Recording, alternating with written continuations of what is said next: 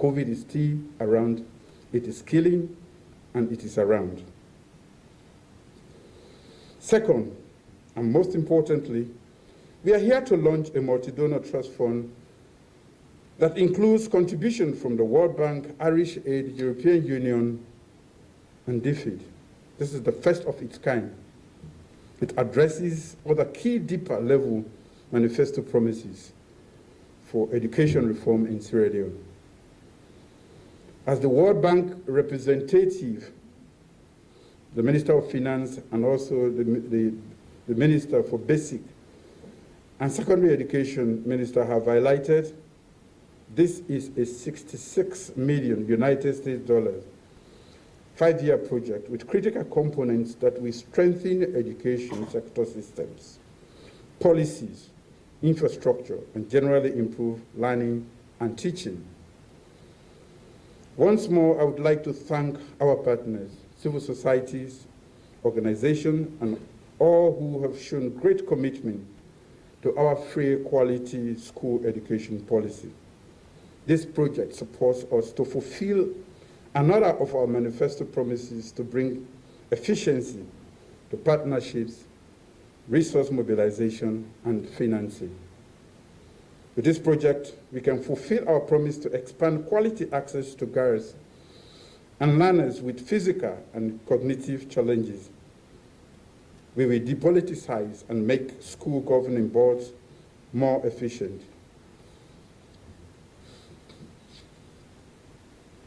Strengthen the ICT and digitization, and thus enhance the annual school census and data collection so that our policies are informed by data. Where we build schools and what services we provide can no longer be determined by ethnicity, political favors. We will do exactly what the data management. We also intend to address gender inequality in accessing education, particularly in secondary schools.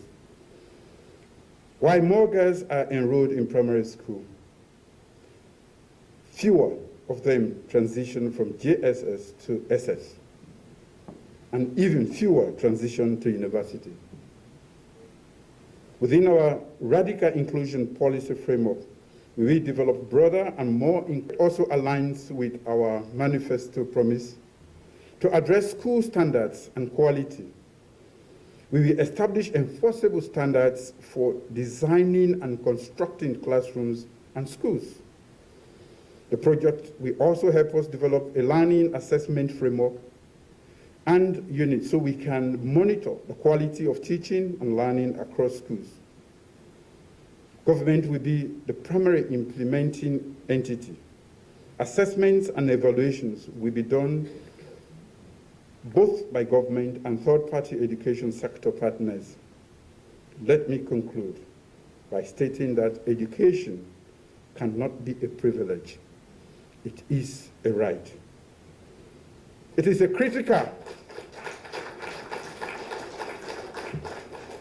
It is a right indeed, and it's the critical enabler and goal of national development. As I've always maintained, if Sierra Leone is to be a meaningful part of the 21st global economy and for sustainable national development, we have no option but to educate our citizens.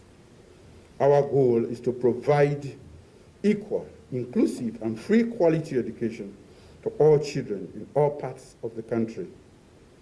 To our partners, we are committed to being transparent about this project, especially for the resources used, output, and impact. We are also fully committed to accelerating the delivery of this project because pauper salon for better. Thank you all for your audience.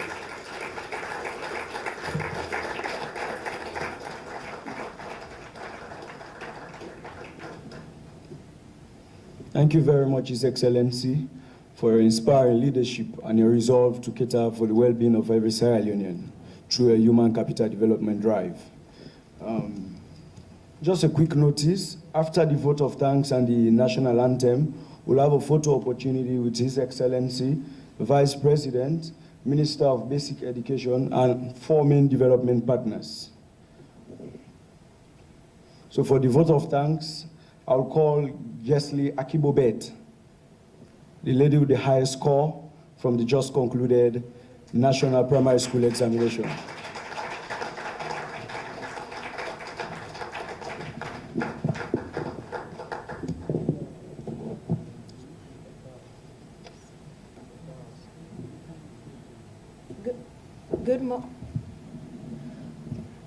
Good afternoon, His Excellency the President, all protocols observed. I wish to thank the government for inviting me to today's launch of Sierra Leone's education project by His Excellency the President Julius Maada Bio. It is a privilege to not only represent my fellow primary school pupils, but also to represent all the amazing young girls that are ready to take their place in Sierra Leone's future. I also would like to thank His Excellency for making education his top priority in his presidency by creating the free education program, as human capital is key to development. I thank the Ministry of Basic and Senior Secondary School Education for their commitment and execution of the safe reopening of schools during the COVID-19 pandemic that allowed us to take our MPSC. To be honest, I was bored during the break, and I thank the Minister, Dr. David Senga, and his ministry for saving me. As the government commits its resources in implementing the free quality school education program, I want to thank our development partners, the World Bank, the United Kingdom's DFID, Irish Aid, and the European Union for their support. Your investment into young people of Sierra Leone is crucial in improving our lives. I want to thank my amazing parents for always creating a conducive environment for me to succeed, and it is an honor to follow in my mother's footsteps, who scored the highest mark in the country when she took the MPSC in 1995. I believe she was awarded a scholarship by the then young Julius Maada Bio, who was the Secretary of State for Education and is now a president. Lastly, and most importantly, I want to thank my teachers and all the teachers across Sierra Leone who work tirelessly and diligently in preparing pupils for their exams. A special thanks and appreciation to my school, the International School Limited Primary, for maintaining such high educational standards for the past 6 decades. I thank you all, and God bless.